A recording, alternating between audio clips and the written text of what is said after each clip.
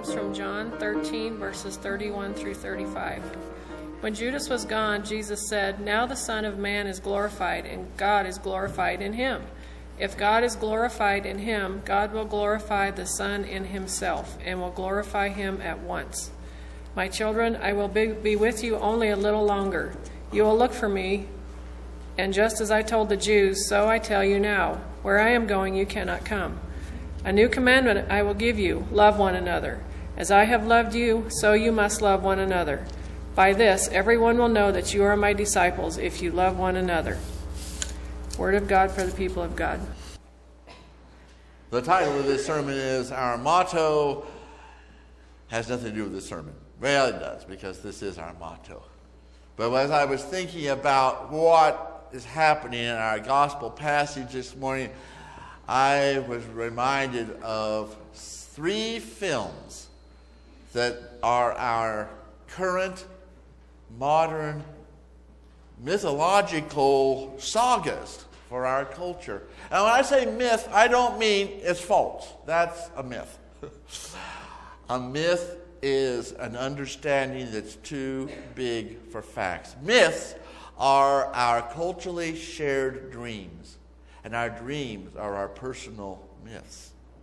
And we've had 3 films since 1978 that have become the sagas of our culture. The first is Star Wars, where a whiny farm boy turns out saving the whole galaxy. And then came, written before, but as a movie came out later, was The Lord of the Rings. And here a lowly hobbit goes into the middle of evil to destroy the Ring of Power and save the world. But most recently, I've been watching, in fact, the week before last, I watched the entire Harry Potter series. Hey, we got one somebody knows. All right.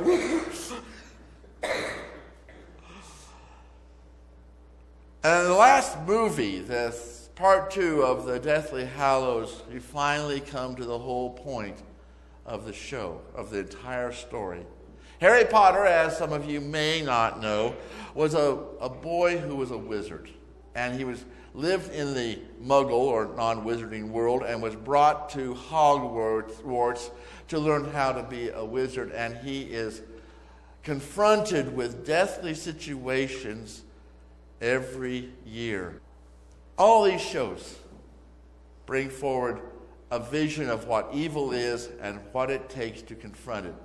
In the last movie, in the last section, Harry discovers that the wizard he hates the most, dislikes the most, Professor Snape. Well, there's a reason for it, because Professor Snape hates Harry because he hates Harry's father, because he has always loved Harry's mother. And her death was such a tragedy to him. And he doesn't like Harry, but he has pledged to take care of Harry and not tell him one important piece of information for all 8 films. Harry did not know that in order for the wizarding world to destroy the evil of Lord Voldemort, the one who tried to kill Harry, Harry has to die. And we're not talking any magic rescues here. As far as Harry knows, you die dead. You go wherever people go when they die. And you're gone. And it's over. The remarkable thing about Harry is that he does it. He has his friends. He has his support from those who have gone before him. They're with him always. And he walks right up to Voldemort and says, "This is it." And he does nothing to defend himself. And he's killed. And I can hear Jesus saying, "That's what I'm talking about."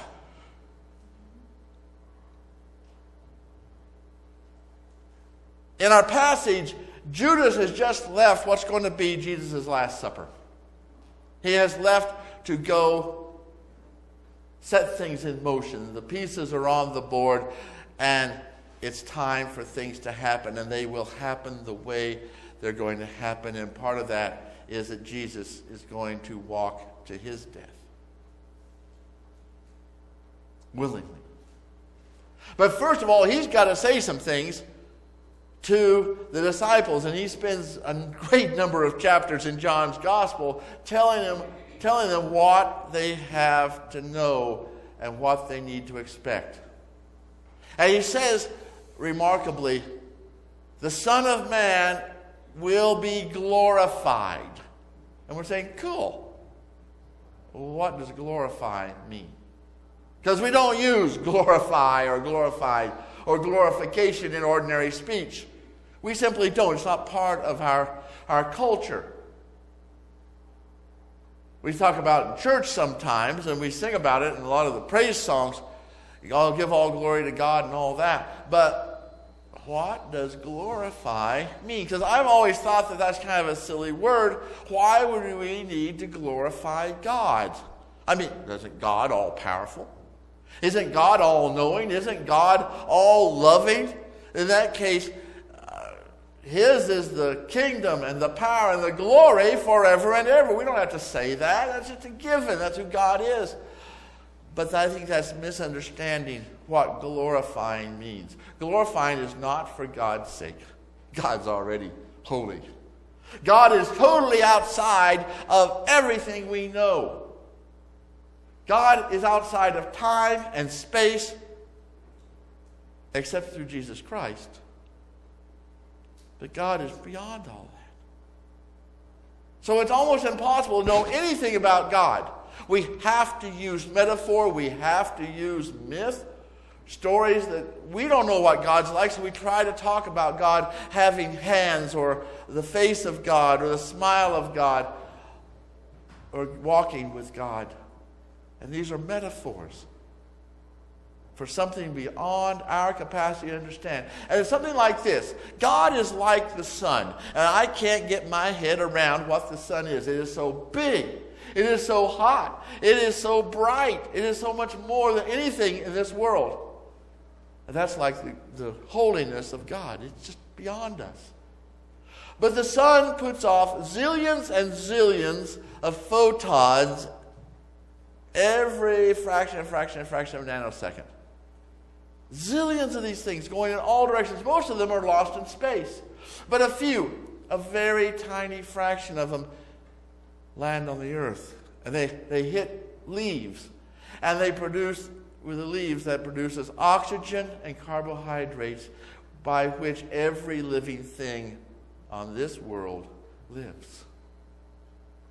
That sunlight coming in is the glory of the sun. And to glorify the sun, we need to open the window, throw open the shutters, and raise the blinds and let the sun shine in. Well, that's what glorifying God means. Is opening ourselves to the presence of God bursting into our lives. And that's what Jesus is saying. In the next day,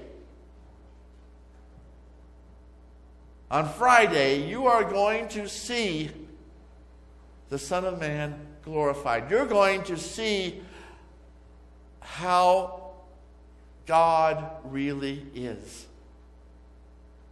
You're going to see an image of God that no one has ever seen before. And you're going to see how it glorifies the Son, and the Son glorifies the Father, and it all works so that you know God. Now, you're not going to be able to walk with me on this journey. On Friday, it's going to get dark. Clouds are going to cover the sun, and the earth is going to turn dark, and you are going to be lost in the darkness. But that's part of it, too. You understand that? When you have one of those dark nights of the soul that lasts sometimes for weeks, months, or years, it is not that God has left you. It is that you are going through the darkness where you cannot walk with Christ, so that when the glory arrives, you will see it and you will understand it. And Jesus is being very clear about that. But he's going to leave us a last commandment. In the last scene, Frodo stands on the cliff. The crack of doom, the volcanic river of Mount Doom, is below him, and he has the ring. And the only way to destroy evil in Middle-earth is to just drop that ring into that lava. And you'd think he'd just let go and be done with it. But he doesn't. And he says, no, this is mine. And then he puts the ring on his finger, and he disappears. That's what happens when you put the ring on your finger. And just then Gollum, the one who has been sneaking around trying to get the ring for 3 long books and 9 hours of movies, finally has his chance. He jumps up onto Frodo, the invisible Frodo. He rides on his shoulders, bouncing around in the air, and he bites the ring and the finger off. And he's got it. He's got it. It's the end of his whole mission in life, is to have that ring. And he starts dancing around, and he's singing a song, and he's carrying on because he finally got what he wanted. Well, let's start with the movie. In the movie, Frodo gets up, and they do a little push-pull, trying to get that ring back, and they both slip off the cliff. In the book, it's just one of those dumb accidents. Gollum is dancing around, and he steps off the edge, and he falls. Either way, he falls into the burning, molten lava. And as he sinks, the ring floats for just a second and then melts into nothingness. Now, what's interesting about this is that in most quests, or what we expect to happen, would be that Frodo walks up and he just drops the ring and goes home. That's what a quest is. It's there and back again. But he doesn't do that. In a great saga, he would realize that the only way he can get rid of the evil is to cast himself and the ring into the lava, and that would be a glorious end to the hero. But Frodo is not a hero in our regular sense, in our traditional way of thinking, because he didn't drop the ring. We can't just glorify him for being a great guy, for saving the world, and say, yeah, that's one of ours, we did it, yeah. No, he didn't. Because evil cannot be conquered by the strength of humans or hobbits. You can't do it. We try. We see evil and we go out to conquer it. It's my experience and my understanding that every time somebody conquers evil, there's a new evil that takes its place. Often the conquerors themselves. I'm thinking of all those revolutions in South America. You get rid of the evil dictator, and whoever got rid of him becomes the evil dictator. That is because the virtues we have are not something we earn or grow or develop. We are imbued with the virtues of life, the power to do good by God in our creation. Therefore, the moral life is not a program of ethical uplift, strenuous self-help, or a determined striving to do better. Yes, that's what we often see ourselves doing. We go into a Christian bookstore and we have all these self-help Christian books. But in fact, that is not what happens. We do not improve ourselves because God has already done it. God has put the virtues in each and every one of us. The biggest problem we have is that we stand in the way. We have our egos that know better. You see somebody who needs help and you say, well, I know better than that because that person will just turn around and hurt me. Or we are called to give to a mission across the world, and we say, yeah, but those people will just breed and there'll be more of them and they'll overpopulate the earth. We'll always have some good reason. The love and the power and the ethical doing better is already in us. The problem is we have to get out of the way, and that's where we come to our stories. Luke Skywalker, you may remember, stopped trying to kill his father. And that's when the Emperor started to do his shocky thing on him. And his father, Darth Vader, picked up the Emperor and threw him into the pit. In The Lord of the Rings, we just said, Frodo himself could not throw the ring in. It had to be either an accident, especially an accident. It was done for him. And in Harry Potter, he had to go and die. Boy, talk about being out of control and giving up everything so that God's power can come through. And this brings an entirely new understanding of Christ's last command for us. He said, love one another as I have loved you. And traditionally, we understand that as Jesus is the good example. Jesus loved us, and so we need to go out and imitate him and be like Christ. But in fact, I think it has more to do with when Christ loved you and you. Christ's love entered your very self. And it's there already. And in order to love, we must die to all of the things of our own power and desires. Let go of that. And here's the remarkable thing. Christ is helping us because he took all of that and takes all of that to the cross, where it dies with him and is never raised again. For those who don't know the Harry Potter story, inside of Harry was a part of the evil Lord Voldemort. And Harry died, and that part came out of him and was a sniveling little baby-like thing. Terrible. Harry has a talk with Dumbledore, who had died earlier, and then he goes back. He is resurrected, but not the sniveling little part of Voldemort. It's dead.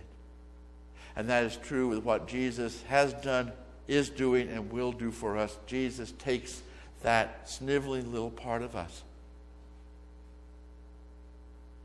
and dies. And it dies.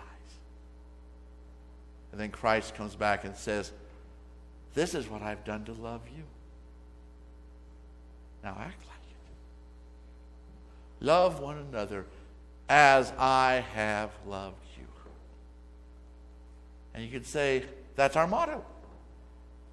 Yeah. They'll know we are Christians because we walk hand in hand. They'll know we are Christians because we work side by side.